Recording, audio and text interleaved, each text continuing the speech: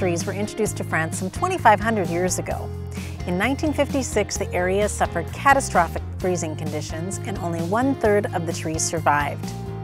Provence currently has about 3.5 million trees, ranking it 12th worldwide.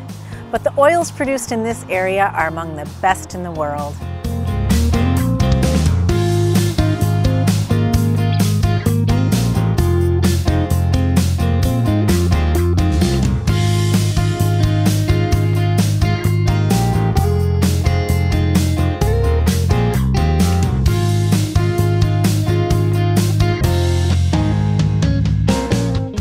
Welcome to Moulin Castellas.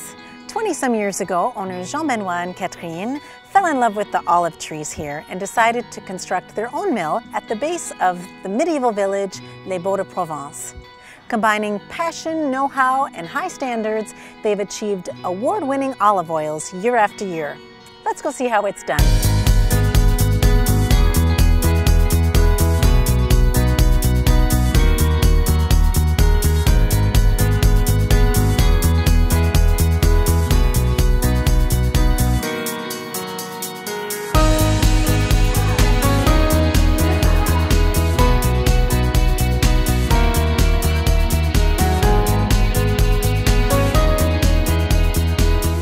Merci Catherine pour votre chaleureux accueil. Je sais que vous êtes assez occupée en ce moment.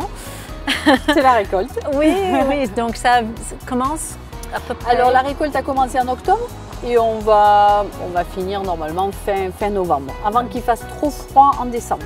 Et vous avez combien de variétés d'olives ici? Alors en Vallée des Baux, la typicité c'est d'avoir 4 variétés d'olives qui s'appellent Salonenque, Aglando, Grossane et Verdal. Ça, c'est les 4 olives qu'on trouve dans la Vallée des Baux et qui ont été plantées il y a très longtemps, il y a à peu près 300 ans. 300 ans. Vous avez d'autres, vous faites fabriquer plusieurs variétés d'huile aussi ou? Alors, dans une classique AOP Vallée des Baux, on va avoir ces 4 variétés d'olives. Personnellement, au Moulin Castellas, il va y avoir beaucoup d'Aglando, de Salonenque, un peu de Verdal et un peu de Grossane. Et ça fera un goût particulier, mais typique de la Vallée des Baux. Et c'est assez réglé ou vous pouvez choisir? On peut jouer un petit peu avec les pourcentages. Et est-ce que vous pouvez nous expliquer les différentes étapes de la fabrication? On va cueillir. Alors pour cueillir, on va installer des filets au sol. On fait tomber les olives dans les filets. Pendant très longtemps, on a travaillé manuellement, à la main, avec des petites caisses. Actuellement, on essaie d'aller un petit peu plus vite. On va donc avoir des peignes électriques. On a une perche avec un peigne qui bouge tout seul et on promène le peigne dans l'arbre, ça fait tomber les olives. Alors avec les olives vont tomber des feuilles, des branches, on trouve un peu de tout. Tout est ramené au moulin. Donc dans les 6 heures de la récolte, l'huile va être faite et mise en cuve. On essaie de travailler très vite. C'est assez vite. Voilà. Donc au moulin, on va réceptionner les olives, on va effeuiller, on va enlever tout ce qui n'est pas olive. Et on se retrouve avec un palox plein d'olives qui aura son bon d'entrée dans le moulin. Chaque palox est identifié avec la date, les kilos d'olives, le lieu où ça a été produit et la personne qui l'a récolté. Et tout ça va être suivi jusque dans la cuve pour la traçabilité. Les olives donc, sont déchargées, elles sont amenées dans une laveuse. Donc la laveuse, c'est de l'eau tout simplement avec des bulles d'air qui font tourner l'olive pour enlever la poussière. Et ensuite, on va rincer. Les olives tombent ensuite dans le broyeur. C'est une petite machine avec un cylindre et des marteaux qui vont taper sur l'olive et qui vont tout casser, comme un mixeur en cuisine. On va faire des petits morceaux de l'olive et on appelle ça la pâte. Et cette pâte va donc rentrer dans le moulin et on va charger ce qu'on appelle des malaxeurs. Les malaxeurs, ce sont des bacs avec une vis sans fin qui va malaxer la pâte doucement. On malaxe en fait pour éclater les petites cellules qui contiennent l'huile. On appelle ça des vacuoles. On va libérer l'huile. En fait, dans une olive, il y a entre 16 et 20% d'huile.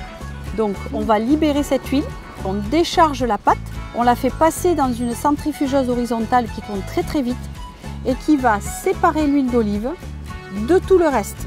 Et tout ça, ça va partir de côté, on appelle ça le grignon humide, puisqu'il contient encore de l'eau. Tout ça, on va le transporter dans un verger où on va faire du compost avec. On va le travailler pendant 6 mois et on s'en sert d'engrais 6 mois plus tard, on le ramène dans le verger.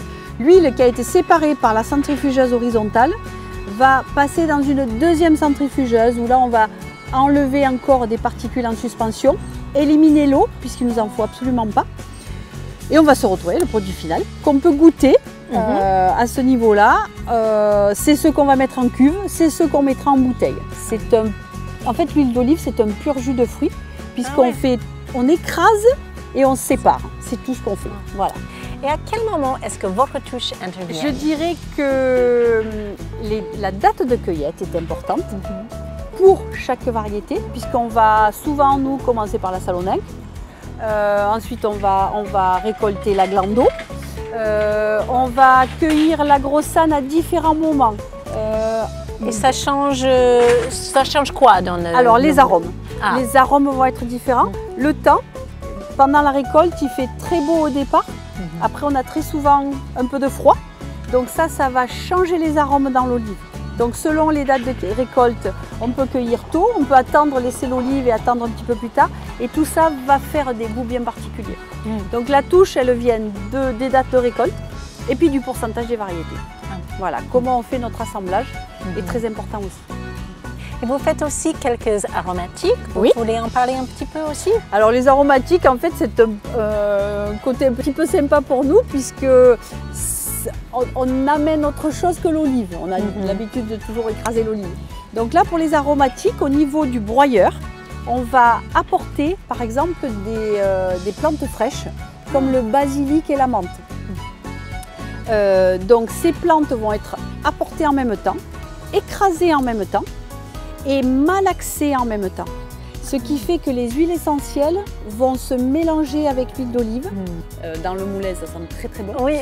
Et quand on le goûte, c'est fabuleux.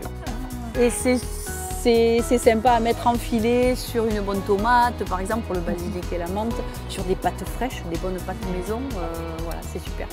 And your olive oils that are available in the US for purchase, so that is also wonderful. It's not something that people have to come, but if you can come here to see, it's quite extraordinary. Yes, and you can order. So merci beaucoup. Merci à vous, Tracy. À la prochaine fois.